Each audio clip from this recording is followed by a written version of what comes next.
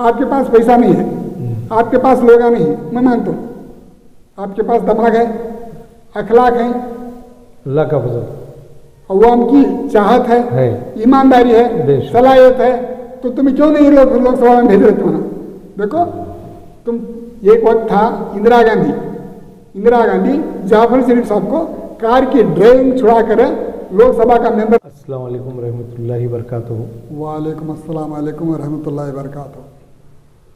बहुत दिन हो गए मुलाकात करके, फिर अब हालात स्टेट लेवल में इलेक्शन का मौसम आ रहा है। मैं आपसे ये जानना चाहूँगा कि आपकी जो पार्टी है नौरंग कांग्रेस पार्टी, उसका प्रेफरेंस क्या है, परफॉर्मेंस क्या है, और इलेक्शन में कितने लोग ठहरे थे? तो देखो साहब, हमारी नौरंग कांग्रेस पार्टी से बड़ी मुश्किल से 4 कैंडिडेट ठहरे, तो 4 में भी 2 कैंडिडेट के फॉर्म रिजेक्ट हो गए। तो इलेक्शन के पहले बहुत सारे लोग मेरे पास आकर बी फॉर्म ले गए। जो लोग बी फॉर्म ले गए, अल्लाह की मेहरबानी उनको बहुत बड़ा फायदा हुआ। कैसा फायदा गया? तो आप तुम्हारे सामने मैं बी फॉर्म दिया, एक बी फॉर्म तुम्हारे हाथ से देने लगा। तो बी फॉर्म ले जाकर उन्होंने नॉमिनेशन नहीं करे, सामने वाली पार्टी को देखो मुझे बी फॉर्म मिला है, मैं नॉमिनेशन डाल रहा हूँ, डालूं क्या नको कर सवाल करे। तो सवाल करे बात कौन तो डालो कर बोलता क्या? किसी भी कीमत पे नहीं, नको नहीं डाले तो मुझे मेरा फायदा क्या है? तो उनका फायदा उन्होंने कर ले। अल्लाह की मेहरबानी मेरे तरफ से होते भाई का फायदा मुझे उसकी तसल्ली है। चलो शुक्र है मालिक का, जरिया आप बने। नंबर 1। नंबर 2, 4 जने जो है नॉमिनेशन करे, उसमें से 2 रिजेक्ट है। एक कनकगिरी रिजेक्ट हुआ, एक तुम्हारा कौन सा ये पुलकेशी नगर। अभी 2 जने हब्बाड़ का भी, जयनगर का जो है पाम मिस्टेक होगा, उनके 2 रिजेक्ट हुए। तो 4 फॉर्म रिजेक्ट हो गए। तो 2 जो है, एक कुष्टगी, एक बैटरायनपुर। ये 2 में जो है बड़ी जोरदार की जंग चल रही थी। बैटरायनपुरा में मकसूद को कृष्ण भैरेगौड़ा को हराने के पूरे इम्कान तैयार हो गए। तो जनाब कुतुबुद्दीन मुल्ला, रिटायर मरहूम एसपी बुरहानुद्दीन मुल्ला साहब के फर्जंद, उन्होंने भी एसपी थे, रिटायर्ड एसपी कुतुबुद्दीन मुल्ला। उनका मुझे फ़ोन आता, वो मेरे बड़े भाई हैं, क्योंकि मैं उनके घर में पला बड़ा हूँ। वो मेरे बड़े भाई, क्या बात हो, ऐसा हो, ये 2 कैंडिडेट तो वापस ले आता अच्छा होता है, नहीं तो होठ फुट जाते हैं क्या बोले।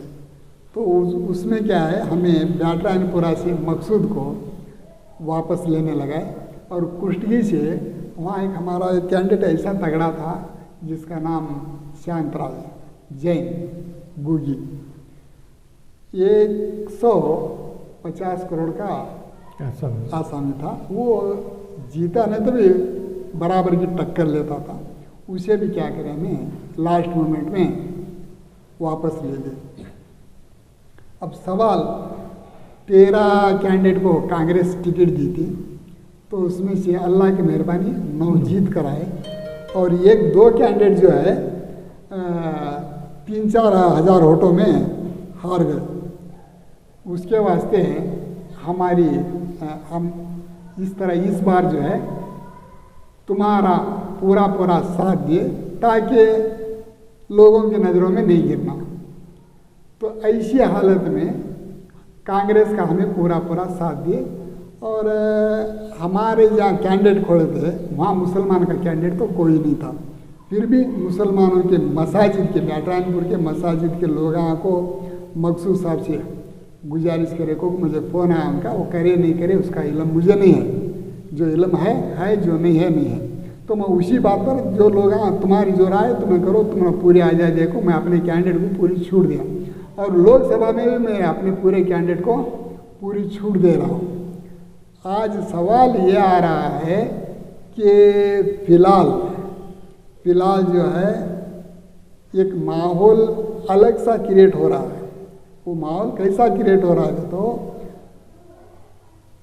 39 पार्टियों के साथ बीजेपी समझौता करिए, 39 पार्टियों के साथ बीजेपी समझौता करिए और 28 पार्टियों के साथ कांग्रेस समझौता करिए, जिसकी वजह से कर्नाटक के 28 लोकसभा इलेक्शन में एक तरफ बीजेपी एक तरफ कांग्रेस होंगे, या फिर बीजेपी अलायंस एक तरफ होगा, कांग्रेस अलायंस एक तरफ होगा। जितने भी कैंडिडेट जो टिकट से महरूम होते हैं, टिकट से महरूम होते हैं, जिन्हें अपनी बलबूते पर ठहरने की ताकत है वो बलबूते पर ठहरती, जिन हजरात को मेरे ख्यालात, मेरे तजुर्बात, मेरा इलेक्शन का मंसूबा, सामने वाले को अटैकिंग करने की छवि और सबसे बढ़कर अल्लाह की फजीलत और रहमत, इसका फ़ायदा उठाने वाले हजरात अगर वो दोनों पार्टियों से महरूम हैं, हमारी पार्टी से टिकट दे रहे हैं, तो हमारे कैंडिडेट बाकायदा मैदान में उतरेंगे। तो उसके पहले मैं आपसे ये पूछना चाह रहा हूँ, क्योंकि आप हमेशा, अब फिलहाल तुम्हें एमआईएम में रहते भी नहीं हो, एमआईएम में नहीं, तो तुम्हें कौन सी पार्टी में नहीं रहते नहीं, कोई पार्टी में नहीं। इस बार जो है तुम्हें अंदरूनी तौर पर या खुलकर कांग्रेस को पूरा तुमने साथ दिया है।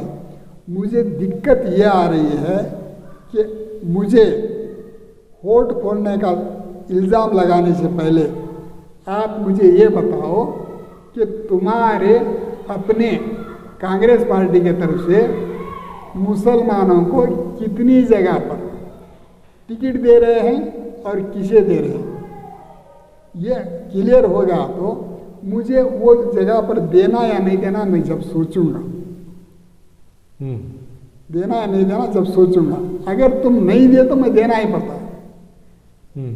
मुझे अपनी पार्टी को, जैसा देवेगौड़ा साहब पार्टी को बहाल रखने, उसे तरक्की के लिए अपने जात्यातीत उसूलों को बाला ताक रखकर, ये मेरे किसके रहबर हैं इन्हें मुझे नहीं मालूम, सीएम इब्राहिम तो मेरे कट्टर रहबर उन्होंने, मैं आज तक उनको तस्लीम करते आया हूँ एक वजह की कि उन्होंने आज तक ऐसा कोई काम नहीं किया जिसकी वजह से उनका सर झुके या फिर उनकी ज़ुबान झुके। तो उस एक बात पर मैं उनको तस्लीम करता हूँ और हमेशा उनको साथ दिया हूँ। तो ऐसे टाइगर को भी, अब उनकी राय क्या थी, मशवरा क्या था मुझे नहीं मालूम, लेकिन ऐसे टाइगर को भी भरोसे में लेकर उन्होंने बीजेपी के साथ समझौता करने का, तो उनकी क्या मजबूरियाँ नहीं मालूम। ये सब क्या वास्ते करने का तो मैं मीडिया में सुना, उनकी पार्टी को बहाल रखने का वास्ते। जब हमें भी लाखों के रुपए खर्चा कर वो पार्टी रजिस्टर करें तो चुरमुरे बेचने तो नहीं करें ना साहब, बेशक। तो हमारी पार्टी का बहाल होना जरूरी है हमारा भी। तो इसलिए अगर आप हमारा साथ चाहते हैं तो तुम्हारी नॉट ओनली मुसलमान, तुम्हारे कैंडिडेट को तुम्हें क्लियर कर लो। 28 कर्नाटका के जहाँ जहाँ तुम्हें दे रहे हैं तुम्हें क्लियर कर लो। उसके बाद तुम्हारी पार्टी से भड़का हुआ आता कि क्या बीजेपी से भड़का हुआ आदमी मेरे पास आता है कि जब वो आएगा तो मैं उसे टिकट देना मेरा फर्ज बनता है। तो आप मुझे ये बताओ मुसलमानों को तुम्हें कहाँ कहाँ दे सकते हैं? ये आपका सवाल बहुत अच्छा है। ये मुझसे नहीं होना चाहिए, चूँकि मैं पार्टी में था ज़माने पहले, आज से 3 साल पहले। अब मैं पार्टी में, किसी पार्टी में भी नहीं हूँ, मगर हालात के साथ गुज़िश्ता इलेक्शन हुआ जो 4 महीने पहले एमएलए इलेक्शन, उस वक्त में खुलकर मीटिंग करे, पब्लिक मीटिंग करे, कांग्रेस को साथ दिए और तमाम स्टेट के मुसलमान 88% मुसलमान कांग्रेस को साथ दिए, जिसमें बदकिस्मती से बोलो या खुशकिस्मती से 9 अफराद जीते, 9 मुस्लिम कैंडिडेट जीते 13 में। ये एक हो गया इलेक्शन। अब आने वाला इलेक्शन एमपी इलेक्शन आ रहा है, इसमें हमारी कोई ये नहीं है कि सोच हम किसको दिलाएंगे, दिला सकते हैं, हम पार्टी में नहीं दिलाने का मसला नहीं है। मगर मैं ये गुजारिश करूँगा कि कांग्रेस पार्टी कम से कम 5 से 6 कैंडिडेट को स्टेट में दें, एमपी को, एमपी 5 या 6 जो मुसलमानों को दे सकते हैं, देना भी चाहिए। 5 या 6 कौन सी जगह देना? अब मिसाल के तौर पे बेंगलुरु सेंट्रल है, वहाँ से नलपाड़ को दे सकते हैं, बीदर है, डॉक्टर मकसूद साहब को दे सकते हैं, 2 हो गए। बेलगाम है, फेरोज सेठ साहब या उनके भाई को दे सकते हैं। उसके बाद मंगलूर है, बाबा साहब को दे सकते हैं। उसके बाद हावेरी है, उनको दे सकते हैं, हमारे खादरी साहब को दे सकते हैं। ऐसे जो जीतने वाले हैं, जो पार्टी के लेवल में काम कर रहे हैं, उनकी ज़िंदगी पार्टी के साथ जुड़ी हुई है और वो मैं समझता हूँ जीत भी सकते हैं, ऐसे लोगों को देना ज़रूरी है। जब जाकर मुसलमानों की आप मदद करें, जैसा मुसलमान वहाँ पार्लियामेंट में मुसलमानों का मसला लेकर आवाज़ उठा सकते हैं। वरना ये अब जो टर्म चल रहा है 2019 से 23 तक, इसमें एक भी जो है मुस्लिम एमपी कर्नाटक से नहीं है। ये बड़ी बदबख्ती की बात है। 13 से 15% मुसलमानों की आबादी है। पार्टी, कांग्रेस पार्टी किसी ऐसी दिलचस्पी लेकर किसी को जिताए नहीं, किसी के लिए काम करे नहीं, बस नॉमिनल उनको 2-3 लोगों को सीट दिए, टिकट दिए, उसके बाद वही कांग्रेस में कांग्रेस वाले ही हराते हैं। अब रायचूर में भी कांग्रेस वाले ही हराए हैं शालम को, मोहम्मद शालम बोल के 65,950 वोट लिए, 3,500 के मार्जिन से हार गया। हराने वाले कौन? सिर्फ कांग्रेस वाले। इसी तरीके से एमपी इलेक्शन में भी मैं समझता हूँ गुज़िश्ता कांग्रेस वालों को हराए। बड़ी बदबख्ती की बात है कि रायचूर कर्नाटका में एक भी जो है मुस्लिम एमपी नहीं। किसी ज़माने में 3 होते थे, 4 होते थे, 2 होते थे। तो अब मौका है, हालात अल्लाह के फजल से ठीक हैं, चूँकि 4 महीने पहले इलेक्शन हुआ है। अब जो हम बारहा कहते थे कि एक आदमी का मुकाबला करना बीजेपी से, तमाम पार्टियां मिलकर कैसा समझौता करते नहीं, मैं और आप मिलकर कई मरतबा ये गुफ्तगू करें हैं। ईच वन टीच वन, हर आदमी एक आदमी के सामने एक कैंडिडेट को देना, आप कैसा समझौते करते हैं आपके अपने अलायंस पार्टनर्स को करो। मगर आज एक वक्त आ गया है, कांग्रेस इंडिया के नाम से 28 पार्टियों को लेकर चल रही है। एक आदमी के सामने, बीजेपी के सामने एक कैंडिडेट देते, ये स्लोगन चल रहा है। अगर ऐसा हुआ तो मोदी को भारत से भगाने, बीजेपी को भारत से भगाने देर नहीं लगती, मैं समझता हूँ।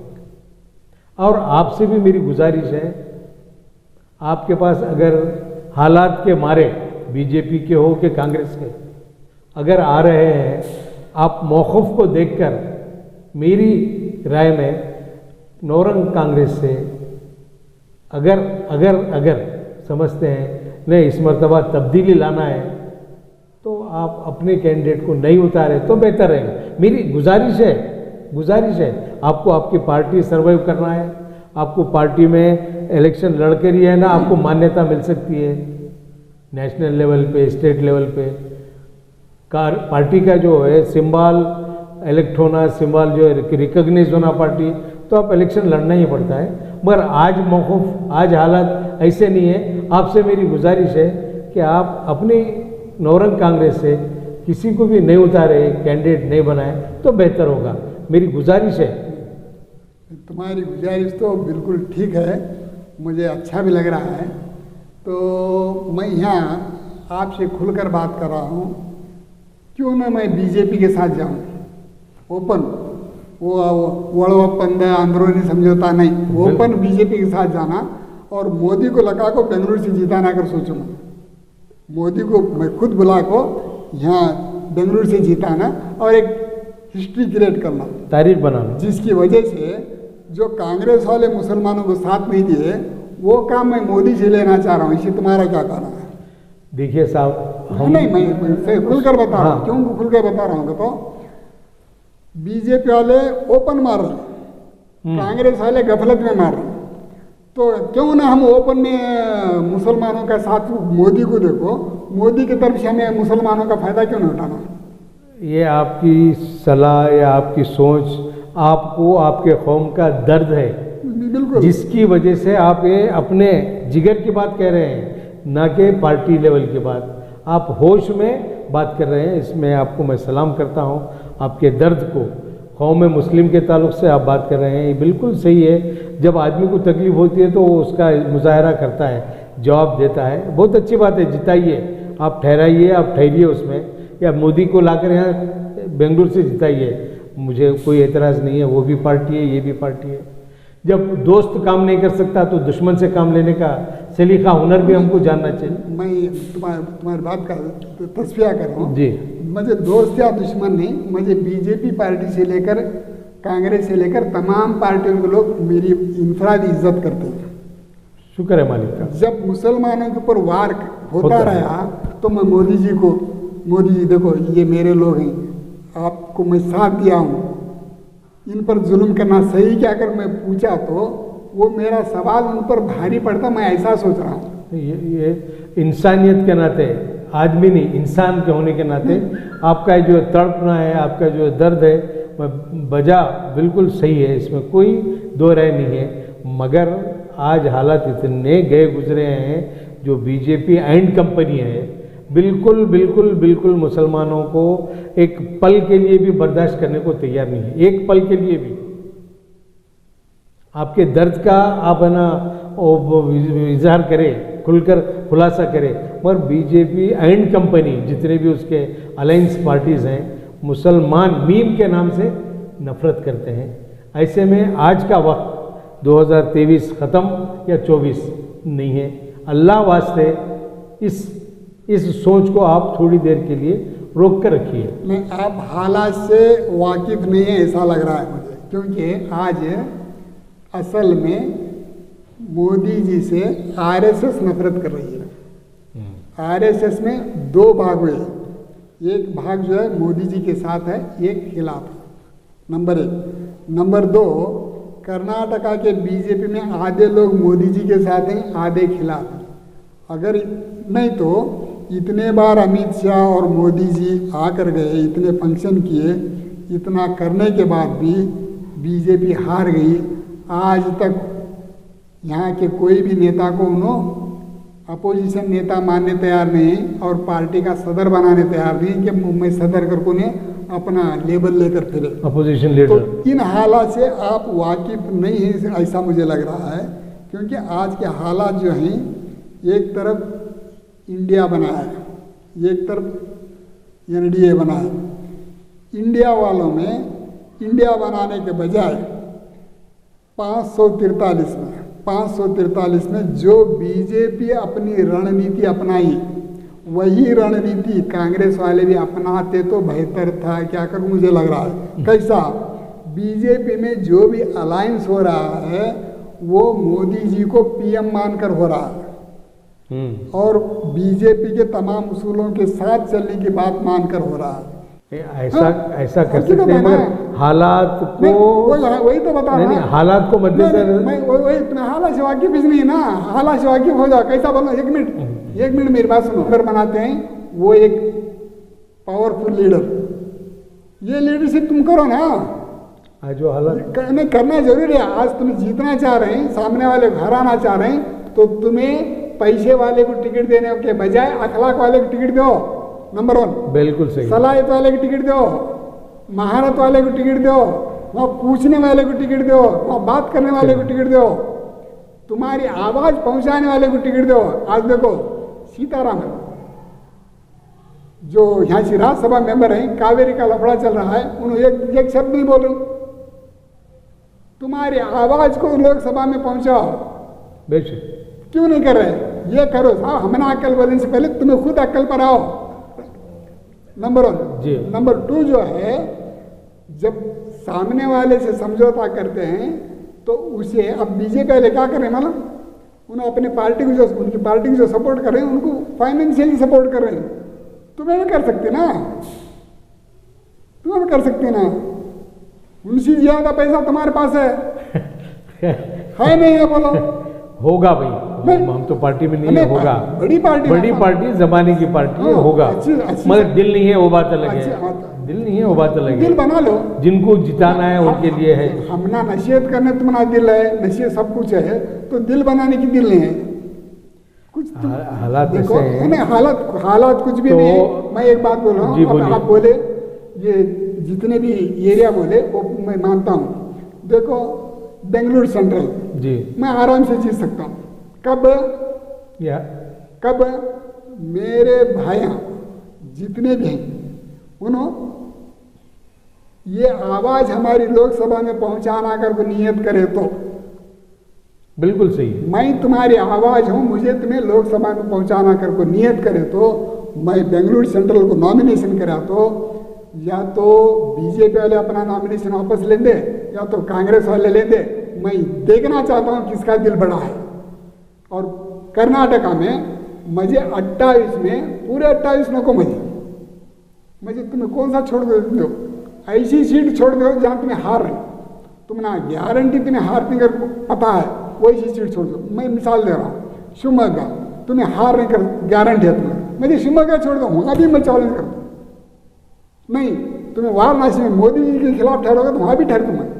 मेरे हाँ मुझे डिपॉजिट की फिक्र नहीं है, डिपॉजिट चलेगी तो पुराने में ठहरने वाला हूँ, तो मैं मोदी जी के खिलाफ नॉमिनेशन कर दूँ, तुम्हें तुम्हारे इंडिया की तरफ से मुझे ठहरा करो, मैं रेडी हूँ। नहीं तो बीजेपी वाले बोले तो मैं राहुल गांधी के खिलाफ भी ठहरूं, अगर दोनों भी नहीं तो मैं सेंट्रल से ठहरूं। हालात तो मैं सेंट्रल से ठहरे बाद में तुम्हारा वोट फुट रहे कर को नहीं बोलना तुम्हें, क्या कहते 2 बार हारिंद में, 2 बार है हारिंद में हो, फिर क्यों हो दावा तुम्हारा। हाँ दावा नहीं तो पर तुम्हें ठहरो, मैं भी ठहरता हूँ, कौन जीतता जीतेंगे, इंसाफ की बात कर रहा हूँ। सही है, ये तो उसूली है, मगर मेरी मैं बता रहा हूँ 28 में एक सीट छोड़ने वत्ता भी दिल बढ़ाने तुम्हारा। नहीं ये बात तो तुम जब मैं 28 छोड़ देगा के बाद में मैं एक पूछ सकता हूँ नहीं, आपका भी अधिकार है पूछ सकते हैं, मगर कोई मैं अथॉरिटी नहीं हूँ। नहीं बोलो, मैं एक बात निकली तो बात गुफ्तगू कर रहे हैं। अथॉरिटी नहीं, पंकज सिंह साहब तो AICC के मेंबर हैं, अभी तुम्हारे सामने से मुझे मुरलीधर हालप्पा का फोन आ रहा है, तुमपुर के कैंडिडेट हो, मैं वो नहीं बोल रहा हूँ। जब तुम्हें मुझे सवाल पूछ रहे हैं तो मैं जवाब दे रहा हूँ। बिल्कुल सही है। तुम्हें जो सवाल पूछ रहे हैं ये अवाम का सवाल है, तुम्हारे दिल का सवाल है, तुम्हारे दिल की तड़प कैसा है वैसा मेरे दिल की तड़प तुम्हारे सामने रख रहा हूँ। बिल्कुल सही।